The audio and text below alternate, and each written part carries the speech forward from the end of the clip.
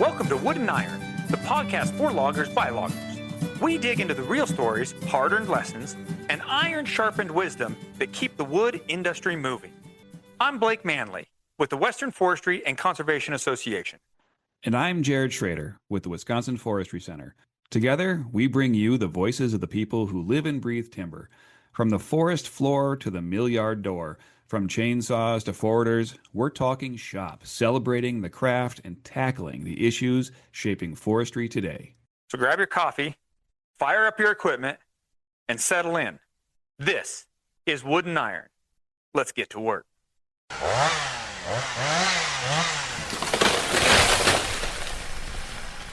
Big thanks today for our sponsor, Manly Jobs, promotional educational material for all groups.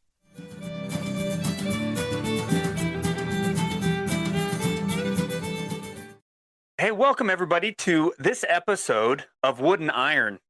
I'm Blake Manley, co-host with my good buddy over in Wisconsin. Jared, how you doing? I'm doing pretty great. I'm happy to be here today. We are privileged today to have one of my good buddies, logger in Oregon. Almost said former logger, but I'm the former logger, Jeff. You're the real logger in Southwest Oregon, who's been at this quite a long time. Jeff is the current Associated Oregon Loggers president. We're going to talk about that a little bit. We're going to talk about, some of the advocacy work that Jeff does. But to start with, hey, Jeff, thanks for being here. You betcha. Thanks for having me, Blake. We always try to dig into your backstory a little bit. I think it's valuable for our audience. We're in several different nations and most of the states have listened to this podcast. And I think that's important for you to understand, Jeff, just because not everybody knows what it's like to log in Southwest Oregon. So to start with, how'd you get into it? But then what's a day-to-day like? And we understand that every day is different, but what's your day-to-day like? I got started when I was just a kid. I can remember going to work with Dad on the weekends, and I just knew that I was going to be a logger when I got done with high school. So I graduated high school in 1998, and actually my dad for graduation present got me a set of cork boots. Graduated on a Friday and went to work on Monday, and that's where I've been ever since. I got a chainsaw, so a couple rednecks. Yeah. It's not an easy living, but it's a good living, good, honest work. You get done at the end of the day and you feel good about yourself. You feel like you actually got something accomplished. And I couldn't think of doing anything else. This is my life. I'm a little bit outside the logging world, so there's a bunch of it that I don't fully know or understand yet. But so when you were in high school, what were you operating? Were you running the chainsaw? What were you doing when you were in high school?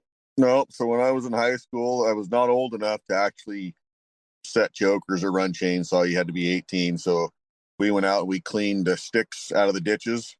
We did a lot of weekend work with that. And then the equipment running around out in the brush on these muddy roads, they get a lot of mud and stuff in the track. So my brothers and I, that was also one of our duties, was to make sure that weekends we'd go up and clean the mud out of the tracks. You always got to have those clean when you're moving. And before we actually put debris in streams now.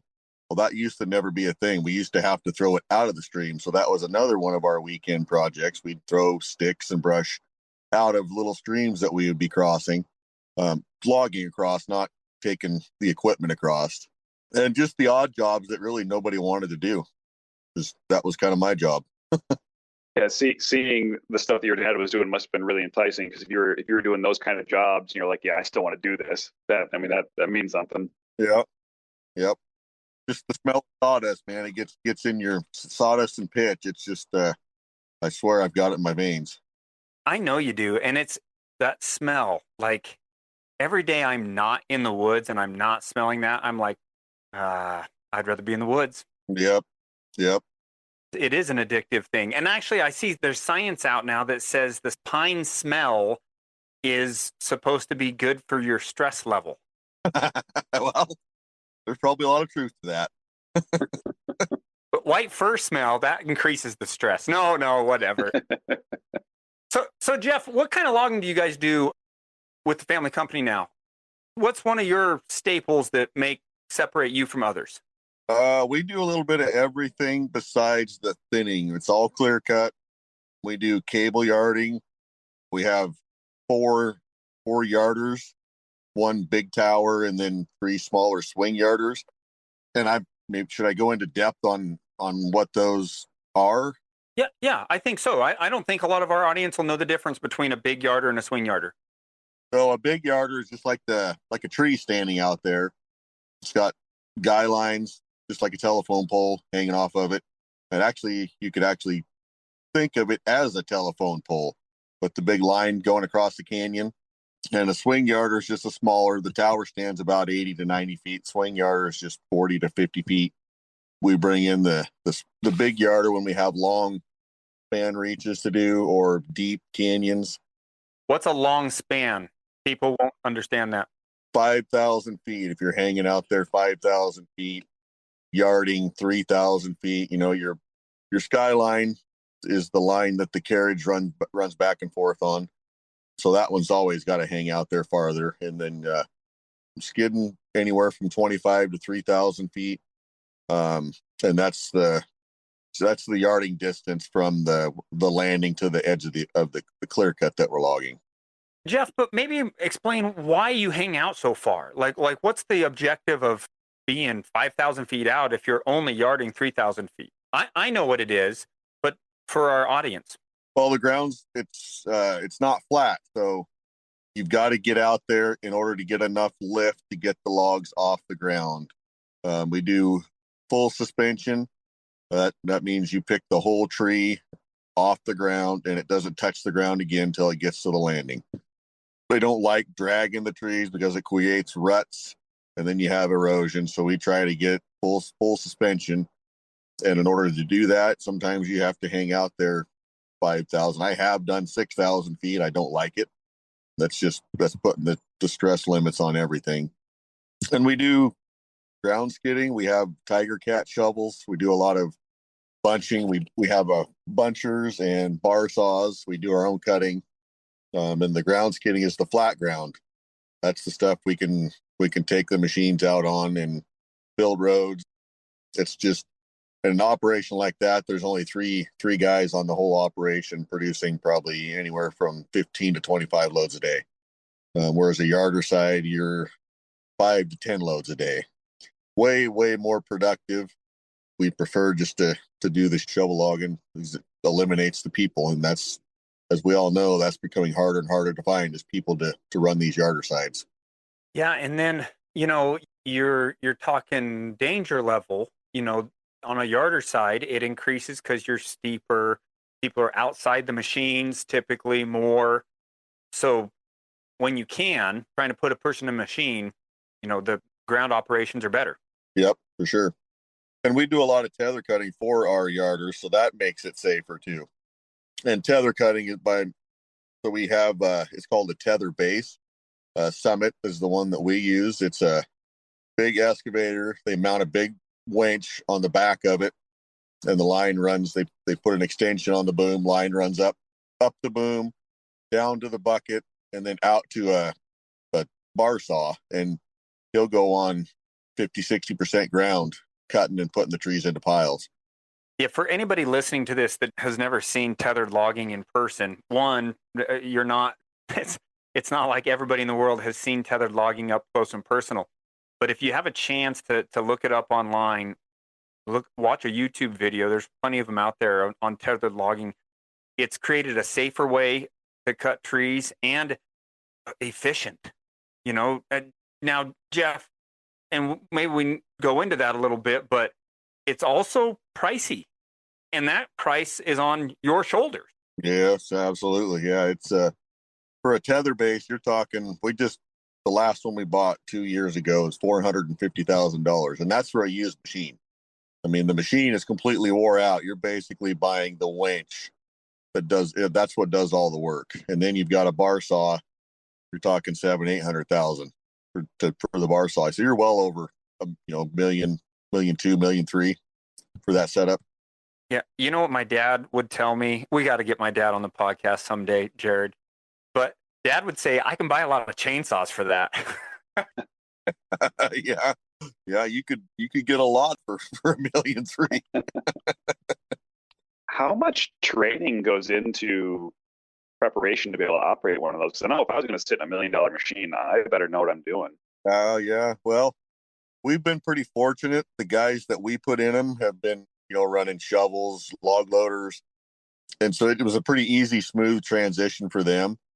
We have a real hard time for that reason, breaking someone in because it's $1 million setup. And it's just, I've tried to get some of these younger guys to get into it, and the trials and tribulations, it's just, I would much rather work with the older guys that have some experience. I mean, I know we've got to start somewhere, but it's hard for us to get a good, dependable young guy that wants to learn. That just doesn't seem like we can't seem to attract. I agree. That's one of the challenges, for our audience. And I think this is a good transition, Jeff. For our audience members, Jeff's been very much a part of building a new workforce and filling the pipeline, and active with high school programs, active with the Future Natural Resource Leaders, which is a big high school program. Think FFA for Forestry and Natural Resources in Oregon. Jeff's been a part of a lot of different things with that. And he's still, I normally say get involved and you'll find somebody. Jeff's been very involved. Still hard to find anybody. Mm-hmm.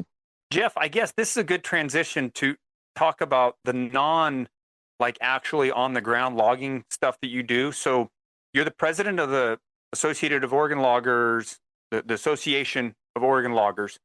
What does that entail? How did you get into that? Talk about that a little bit. Well, that's a funny story. I've always been good friends with Jamie Arag when he was the president when I came on board. He's another local logger right here in the valley. Great friend, big mentor to me. My wife and I decided we never stop at Wendy's. And we stopped at Wendy's one day. I have no idea why. Went in, had a cheeseburger. Well, Jamie and his wife walk in. And he never stops at Wendy's either. And the first thing he says to me, he's like, Mr. Plikat, how are you? You've been on my mind a lot lately. And I didn't think anything of it. And he sits down. He's like, so what do you think about becoming a part of Associated Oregon Loggers? And before I even had a chance to answer, my wife said, yes, we'll do it. And I said, well, I think we should probably talk about this. She said, no, we're in. And Jamie shook my hand. He said, good, we'll see you next week at the meeting. And I've never been back to Wendy's since. He's never been to Wendy's. My first meeting, he introduced me to the rest of the board. And you start out, it's a 12-year commitment. And that was the hard part for me. You sign up on this to be a part of this association board, and you're committing 12 years that you, like a guy for me, has to drive once a month from the Umpqua Valley to Salem for our executive meeting. And it's a lot. It's had its ups and downs. It's been tiring. I actually wanted to throw my towel in and be done with it at one time. And my wife, she said, absolutely not. I'm not going to let you give up that easy. So my wife is a big part of why I'm here. On the flip side, I'm glad I'm here. I've met a lot of great people, learned a lot just about, the ins and outs of AOL. I had no idea AOL is what it is. They do so many different things for our industry as far as, from helping companies get their safety programs up and running to sitting in the state capitol and fighting for what's right for us. And, just seeing how it all works, it's been pretty amazing. And now we're going through the process of finding a new executive vice president because our current one is retiring here in July. And so now we're transitioning, going through that process. And that's a whole different ball game. I'm used to guys coming into the office and filling out an application, and I look through it and say, hell, you're hired. What time can you catch the crummy in the morning? And trying to hire someone for this position, I've got 18 applications I'm going through. We've got Zoom meetings coming up, in-person interviews. I mean, this is a whole new ball game for me, and I would not have been experienced this had I not been on Associated Oregon Loggers on the board. As far as being the president, I still haven't got my head kind of wrapped around it. I've been at it now for a year and a half, and the last guy that was president, he said, just when you think you've got it, it's time to hand it over to the next guy. And he's absolutely right. I'm just now starting to get my feet under me, and I've only got 7 more months to go and I'm done. Jeff, I've appreciated your leadership. My family company was based out of Oregon, and I have a soft spot for Oregon loggers. I've appreciated your leadership and AOL's in general. Maybe dive into a little bit of the difference, between the AOL and other associations that you've been a part of. Going out of the sun. The sun's starting to shine through my window here. Everyone can't see it. We can see it, But Jeff is, and this is so appreciated on our end. Jeff is in his truck in the woods, zoomed in to be a part of our conversation today, and we super appreciate that, Jeff. But that's the life of a logger. Things didn't work out today to where Jeff was able to be in the office, in quotation marks. He is in his office. He's in his truck in the woods. Yeah, absolutely. Yeah. So what sets AOL apart a little bit? The other board that I sat on the Oregon Logging Conference board of directors, and that's actually where I met you. Sat on that board for, it was about 6 years. And as I started moving up the ranks in AOL, my heart was more with AOL than it was with OLC. Not that OLC is not important. That's not at all what I'm saying. I knew what my role was going to be coming up with Associated Oregon Loggers, and I wanted to focus more on that. But as far, they're pretty close to the same. They have the same purpose. They're out there doing what they both think is right for the loggers and for the timber industry. And OLC is a great organization. Again, there met lots of great people and learned a lot. I can't pinpoint what exactly it is that sets AOL apart. It's just, for me, it's more personal, I think, to be a part of AOL than any other organization right now. Jared, maybe you can chime in too, maybe not. Jared's going through a snowstorm. Yeah, this episode might come out later in the summer, but right now in Wisconsin, they got 2 feet of snow. These associations, some people don't understand when you pay your dues to be a part of. I'm not saying every single association is amazing and be a part of all of them, right? But how much they do for you. And one of the things that you talked about, and then we glazed over, not on purpose, but is you have someone that sits in conversations in Salem, the capital of Oregon, to advocate when certain laws come up, yay or nay, for the loggers. And that's your voice, right, Jeff? That's absolutely right. Yeah, we have our forest policy manager, Amanda Sullivan Astor. She's in the Capitol, I'll bet 4 days a week. And then we also have a lobby team that works for AOL that's right there in the Capitol. And, they're going back to Washington, D.C. sometimes and advocating there for us as well. So, they do a great job, and I sure as hell wouldn't want to be in their position. What would you say to, loggers out there going, okay, so we got people doing that. That's fine. I don't need to be a part of it because there's enough people doing it. What would you say to convince them to join an organization like that? I used to say the same thing. I had that same mindset. I don't need to waste my time doing that. It's important, and I guess you don't realize that until you're part of the association. I mean, I didn't realize it until I became, a board member. There's a lot of people out there trying to stop us from doing what we do. And our biggest shield is, as far as I'm concerned, Associated Oregon Loggers. They're right there front and center fighting for us every inch of the way. And there's lots of other rules, that they're working on to keep us going. We just went through this, we're currently going through the private forest accord, which is replacing the Northwest Forest Plan. There's a lot of new rules coming up that AOL is right there helping set the rules, making sure that they stay within guidelines, that we can still go out and do our job, and they don't let the far left take control and get everything that they want. Because right now they're working on the private land. They've got the government land all tied up, and now they're going after the private land. And AOL is big in trying to hold these people off. And it takes the more members we have, the bigger, the bigger voice we have. And so I encourage anybody, if any association out there for any state, be a member and join the fight, because it's a battle every day. Yeah, I don't want to bring out the geek in me, but most people that know me already know I am one. It's really the balance and the force, right? You have the dark side and you have the light side, and I'm not going to say which one we're on, right? People figure that out on their own, but you've got to have those conversations. Sometimes they're hard conversations, but you've got to have those conversations. If we don't have associations like yours, like the WCLA, Washington Contract Loggers, here in Idaho, it's the Associated Logging Contractors of Idaho. It's the Great Lakes, right, Jared? Mm-hmm. Yep. Great Lakes Timber Professionals Association. Yeah. If we don't have those advocating, then the only voice that's heard is one side of the issue. That's right. Yep. There needs to be balance. Yeah, I think there's a lot of misconceptions out there. It is, the most sustainable resource we have.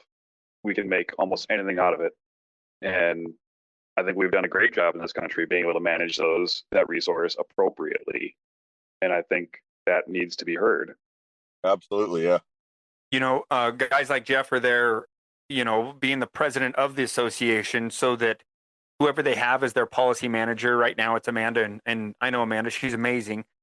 Right now it's Amanda, but you have real true loggers, that are meeting once a month with that association to make sure that they understand how hard it is to do what you're doing every single day. Yep, absolutely. Yeah. Otherwise, we lose sight of that, Jeff. I mean, I'm not in it anymore. I used to say it all the time when I was teaching in Sweet Home. I'd have meetings with loggers, foresters, with the whole community, 3 times a year, because every single year removed I was from the industry, things were changing. Yeah. That's no different than your policy people that are working in Salem. We don't want to do their job, but every year they're removed from your job. They need that information that you bring. I love that your association and many of the other associations have real loggers doing the job every single day, talking to them. Mm-hmm. Hugely important. Yeah. Well, and that's part of our mission statement is, Associated Oregon Loggers, run by loggers for loggers. And, everyone on the board is a logger. And, we get together, like I said, once a month, and we direct the association, and they take it and go with it from there. Yeah, that's big stuff. Super important.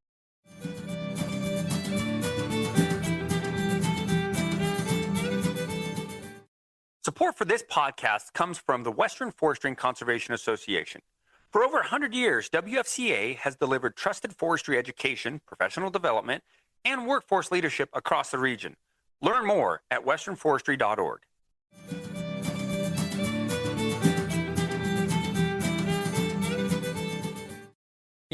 I'd like to kind of pivot right now, and times are pretty tough. We can talk about that a little bit in the whole forest products chain right now. Loggers, your equipment are more expensive. It's harder to hire people. It's more expensive to hire people. The jobs are harder and harder. The easy ground, in quotes, it has been logged over the last few years, to where you're having to reach deeper, 5,000 feet out type things. But it's hard for the mills right now. It's hard for forest land ownerships right now. The industry's on it's an ebb and flow, right? And we're on one of those right now. How have you mastered, and I say mastered because you're successful at what you do. You may not think it that way, and that's okay. But how have you mastered this challenge to where the high costs, the tough, and all that, yet you're still very successful? Oh boy, I don't know if we've mastered it. Yeah.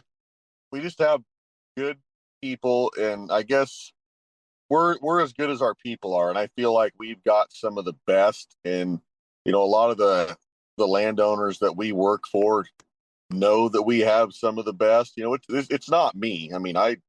I don't sit in this shovel, and I don't go over the hill and set chokers anymore. I'd love to, but I don't. And it's those guys that I feel, they keep us going every day. In order to keep those guys, we have to pay them well, treat them well. I guess one of the things that we, have mastered, is treating our people well. We have insurance for them. They have retirement plans. They have short-term disability here. They get a month's paid vacation. Every one of our operators has a pickup to drive, and they get, as far as I'm concerned, a pretty damn good pay.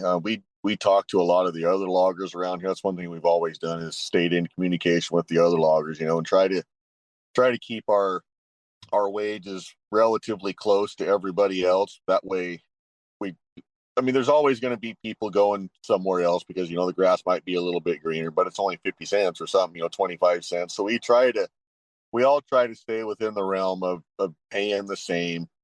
We do offer, I think, a little bit more than some of the other guys around here, and I think that's a big part is to our success, is that we can offer those things, and then in return we get extra effort out of the guys that work for us because they know that they have a place to go to work. They work every day. They have good equipment to run every day, and we work year round. We work in 2 feet of snow if we have to. We work in flooding waters or 90-degree weather, as long as fire season doesn't shut us down, and it has. But we work every day, and our people know that, and they appreciate that. How many people do you employ? Right now, I think we're at about 68, counting our truck drivers. We do everything, from cut the trees off the stump, get them to the landing, get them to the mill. We have 16 full-time running log trucks, and then we hire dippos if we need more. We have 4 lowboy trucks. We have a full shop for our rolling stock. We have 6 shop mechanics, 5 field mechanics. Our if it's broke, our mechanics work through the night to make sure it's running the next day. And then when there's not as much to do, they're maintaining the fleet. Yep. It's not like, well, there's nothing to do, so they're going to play cards on the card table, right? There's always something to do. Always something to do. Always something to do. We only run 2 yarders, but as I said earlier, we have 4. We try to rotate them out. Run one every 6 months. We'll bring one into the shop, take another one out, and go through the one that's at the shop because you can't get them any. You can get new hydraulic yarders that are going to cost you $2 million, but as far as the old Thunderbirds that we run, you can't get them anymore, and so you've got to maintain them in order for those to run every day. And in order for that to happen, we've got to have a cycle, and I feel like we've got a pretty good cycle that it's just like getting oil change in your pickup. You take it in every 6,000 miles and get an oil change. Well, we run our yarders hard for 6-7 months, and we'll rotate them out, bring it to the shop, go through it, make sure bearings, everything's good, and then do it again. And I feel like that's another big part to our success, is that we don't have a lot of breakdowns, and that's for that reason, because we have a good maintenance program with our mechanics, and they're all good, well-educated people, been around a long time. They know the ins and outs of these older machines. If you had to guess, you got 60 plus people employed, right? If you had to guess, what's your average age? Right now, I would say, golly, older than you. Actually, you may have forgot how old I am. Probably our average age, I would say, would be around 45 to 50 average. We've got several people that are retired but still continue to come to work every day because they love it. They love working here, and they are afraid they're going to get bored if they stay home. Yeah, Dad was just up here at my house, and he's saying the same thing. He's like, every time a log truck goes by the corner, he lives right on a corner. He's like, I sit there and I look at him like, where'd that log truck come from? Well, where are they cutting up there? And then he's like, I got to get in the truck and go bop up the road and see where they're cutting. It just gets in the blood, and you just can't get it out. Yeah, that's the way these, most of them are retired truck drivers, and they just, truck drivers spend their whole life talking to somebody, whether it's on the radio or on the job or at the mill, and God, they retire and go sit at home, and all they have is the wife to talk to. The wife goes, you just go back to work, get the hell out of here. That lasts about a month. I appreciate all of that. Jared, I saw your reaction, but maybe you could talk about it when he said full benefits and what they do in Western Oregon. That's different than a lot of the rest of the country. Yeah, I think so. And I think that has to be helping to recruit where you can, because oftentimes I grew up on a farm, right? And so there are some parallels there. And we did not get benefits growing up on a farm, all the pap you could drink, but that was besides the point. But I think having that full benefits package not only makes it feel or sound more like a profession, but can draw people in and be like, look, there's benefits. This is a high quality career path. That was our goal when we got, when we put our benefit program together or package together. We knew we had to do something to attract people, and I mean, really, we were already at the top of the wage list, and so the only thing we had left to do was to start adding vacations and short-term disability insurance and paid holidays, and once we did that, it's not that really attracted more people, but the turnover slowed down. People started staying. They didn't feel like they were going to get any better going anywhere else. So that helped us a lot. Yeah, I imagine that I'm not going to jump ship for an extra quarter an hour if they're not offering, a month off. That's a pretty good deal. They'll spread that out. Yep. You know, one of the things I think we need to note is while that is unusual, west of the Cascades, you have that filtering into the industry more and more. Western Washington, Western Oregon, where there is a decent. I'm not going to say that they're not all equal and all of that, but there's a pretty decent benefit package over there. Why do you think, Jeff? And I know you've spent your whole career where you're at. But why do you think Western Oregon, Western Washington are able to offer that, whereas like here in Northern Idaho, you talk about benefits and logging, and it's rare. I'm not going to say never, but it's rare. Eastern Oregon, where I grew up, there are some, but it's rare. What do you think the difference is? Boy, I don't. That's a good question there. I'd like to just go a little political on you, and I have some opinions there, but I won't do that. But I don't really know how. It's just something that is that's just kind of been filtered down our way. That's just how it was in Northeast Oregon, or not, not Northeast, but Northwest, up around the Columbia Basin, and then it slowly trickled down our way. I mean, hell, they were doing this up there long before we ever started having these kind of benefits. And maybe that was just in part to people moving out of that area, moving down here, and talking to other people. Well, they got benefits up there. Why don't you guys have them down here? It's just something that we knew we were going to be faced with it, and here we are. But I don't really know. That's the only I can figure as to why. Was it a sizable burden to start doing that from? Oh, absolutely. Yeah, it's cost you a lot of money. When you start, and when I say months paid vacation, so we offer it's a week's paid for the first year, and then you can get up to a month's paid if as long as you're here for that period of time. But yeah, I mean that's a big cost, and we have a lot of people that just don't even take the time off. They just want the money. Works better for us because then we don't have to find someone else to run their equipment or fill their shoes while they're off. But it just, I mean, we had to transfer that into our cost when we're figuring on the price of what it's going to cost to log a job. I mean, and a lot of the landowners around here realize that. We told them, if you want us to do the job and you want it done right with these kind of people, this is what it's going to cost, because this is how we have to treat our people in order to keep them.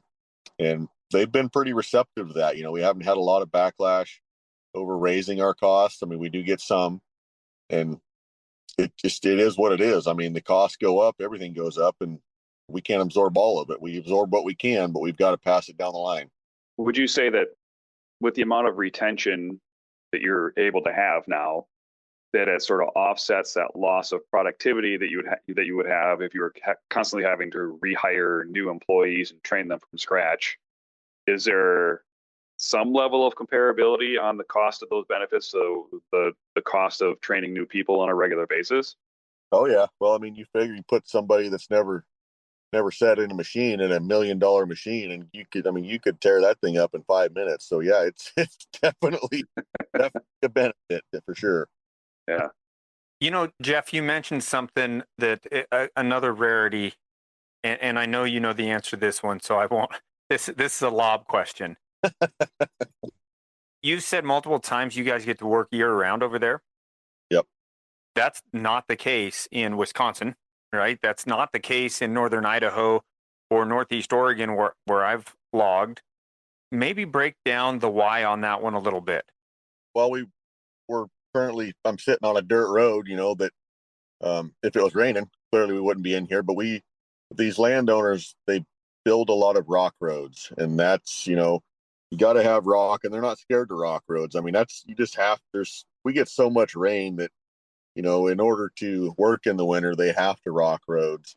We don't have the near the restrictions like they do over on the east side. In the wintertime, you can only work if the ground's frozen, because it's gonna turn to, what's gonna do over there when that ground thaws out. It just turns to mud.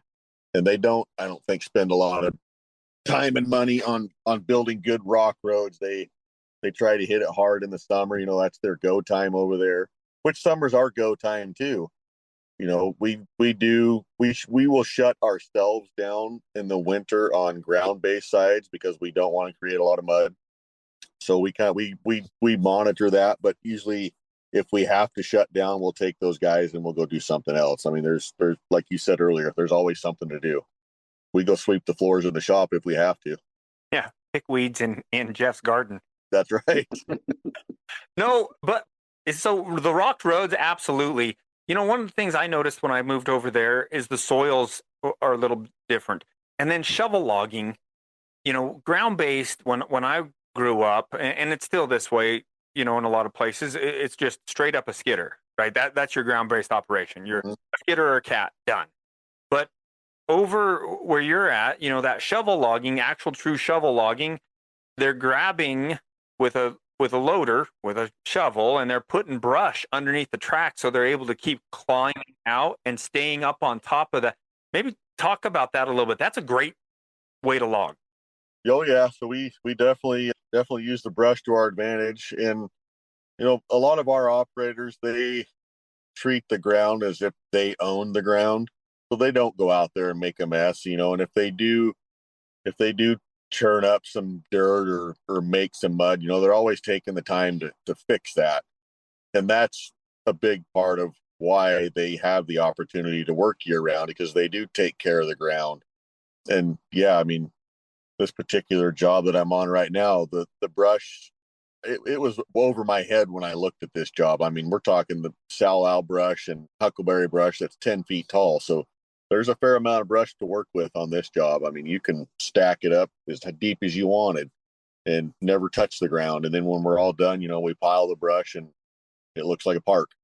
Yeah, and then all the tops, all the limbs, all that kind of stuff too that break out, especially on a flat ground job. You're grabbing that top, you're putting it under the tracks, and then you're climbing on that one.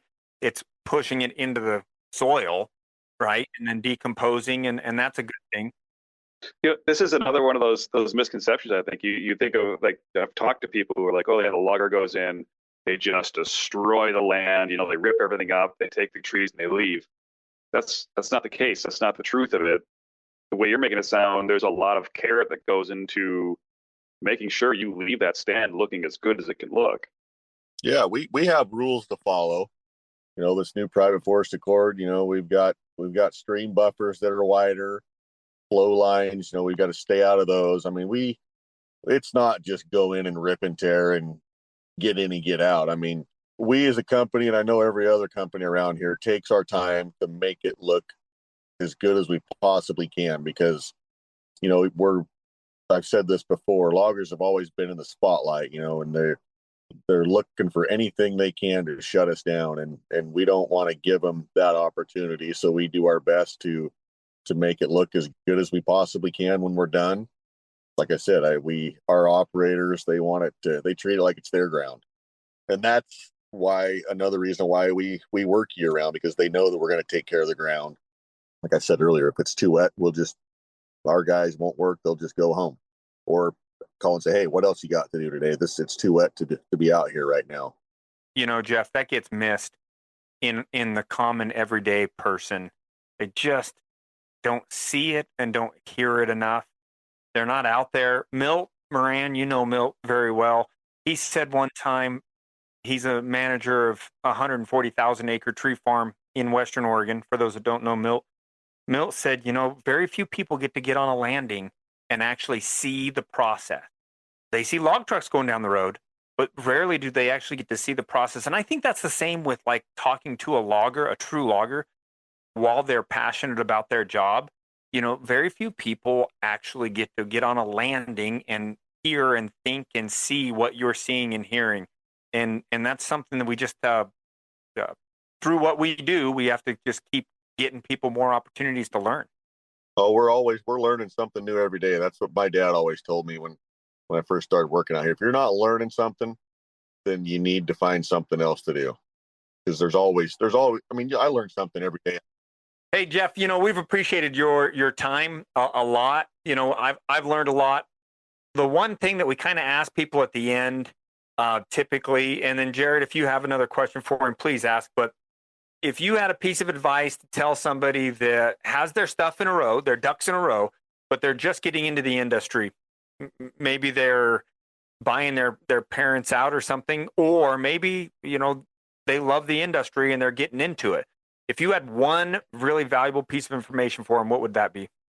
If you can find some good people, you better do everything you can to hang on to them, because the good people are hard to find. Dad has always said, if you don't have good people working for you, you don't have, because you can't do it all yourself. That would be my biggest piece of advice to someone just coming in, is to treat your people good, because they're your backbone. If you don't have them, then you're never going to make it, unless you're just a one-man band. I couldn't answer that, because we've always been a pretty big company, and I've tried to do a lot myself, and you can't do it all yourself. Yeah, people are important. That'd be my biggest piece of advice to someone, is treat your people good. Well, that's all I have for Jeff. We want to say thanks, Jeff. Jared, anything else? No, this was really interesting conversation. I mean, I got two big takeaways. I got that treating people well, having those benefits, if you can afford it, will pay off in the long run, and the equipment rotation to keep it working so you're not losing time from breakdowns. Really interesting. So really, really glad to hear it. Thanks for having me. It was fun. It's been an hour already. See, that's how enjoyable it is to be in my presence, Jeff. That's not true. Hey, everybody, we appreciate you listening. This is Wood and Iron. Jared, Blake, Jeff, signing off. Thank you. Bye, everybody.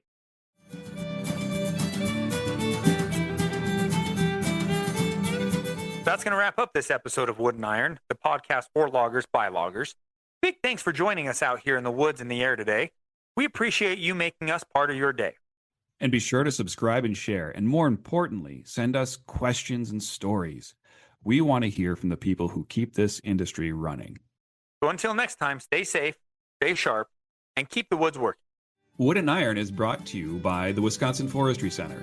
The WFC is dedicated to promoting vibrant, sustainable forests and forest-based economies. Learn more at uwsp.edu/WFC. Special thanks to those that brought Wood and Iron from the studio to the cab. Editor Joe Rogers, producer Susan Barrett, and theme music by Paul Frater, Todd Hornick, and Sammy Mead.